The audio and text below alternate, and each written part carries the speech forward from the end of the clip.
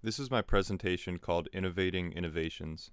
I chose this name because I wanted to explain how to progress a medium during a popular trend and how artists have done it in the past.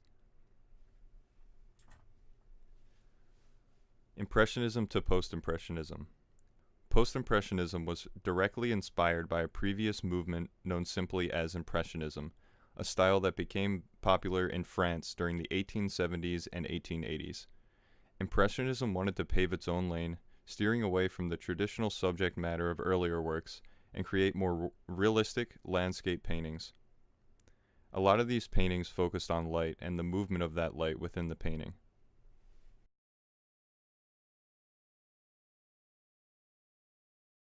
As time went on, Impressionism began to evolve into a term known as Post-Impressionism or Neo-Impressionism, when a series of artists began to change the ideas of the genre. The term Neo-Impressionism was coined by the art critic Philippe Fagnon in a review Les Impressionistes in La Vogue, Paris, 1886, of the 8th and last Impressionist exhibition. Post-Impressionism artists tended to focus less on the realism of its first iteration, rather getting more abstract with lighting, shape, and color. However, Post-Impressionism artists actually chose to paint more ordinary, everyday situations in their work, rather than the fantasy-esque scenery and higher figures in regular Impressionism.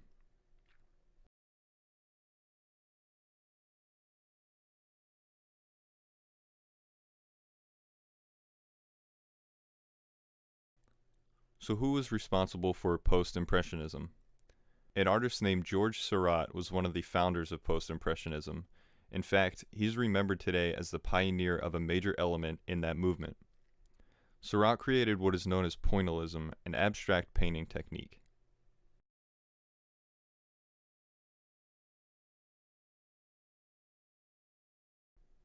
Now, to look at some examples of Impressionism and Post-Impressionism, I wanted to show a few paintings.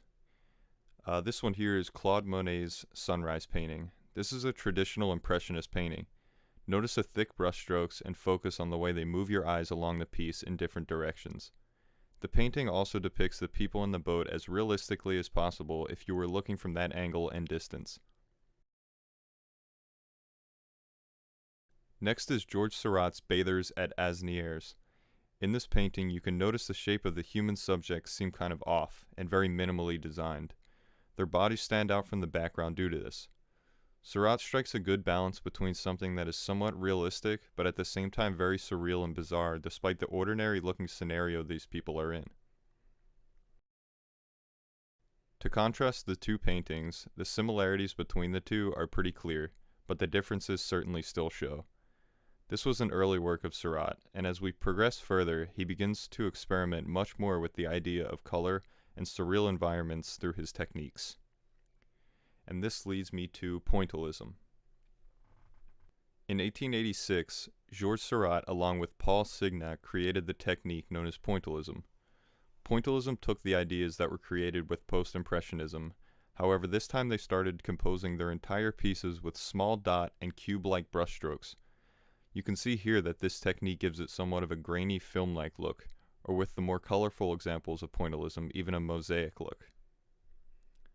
In several of Seurat's paintings, he uses this technique, sometimes exaggerating it more than others.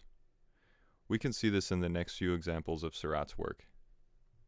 This is Georges Seurat's Le Bec du Hoc Grand Camp. If you look closely at the painting, you can see the thousands of tiny dots that make up this simple landscape. He even begins to change the sizes of the brushstrokes, going smaller and larger on multiple surfaces. You can see that the rock itself is more compressed strokes to show grass or moss, and the waters are much more narrow and horizontal to show waves.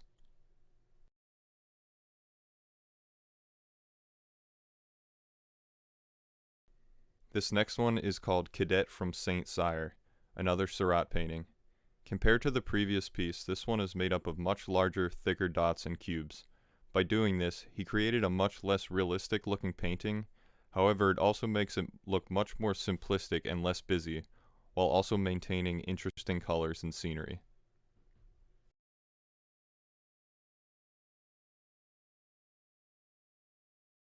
Sadly, George Seurat passed away at the age of 31, leaving behind a trail of inspiration, artwork, and innovations in the medium. Seurat and the post-impressionism movement is even known to inspire some of the greats like Vincent van Gogh. You can see in his portrait above how he uses pointillism to create different textures in the background and on his clothes, face, and hair. Seurat is also known to be one of the very first to make surreal art, which wasn't very common in his time period, but has since become very popular today. The movement as a whole is credited for breaking tradition and expanding on a well-established medium, as well as inspiring future artists to continue innovating past the many innovations that have already been made throughout the history of art.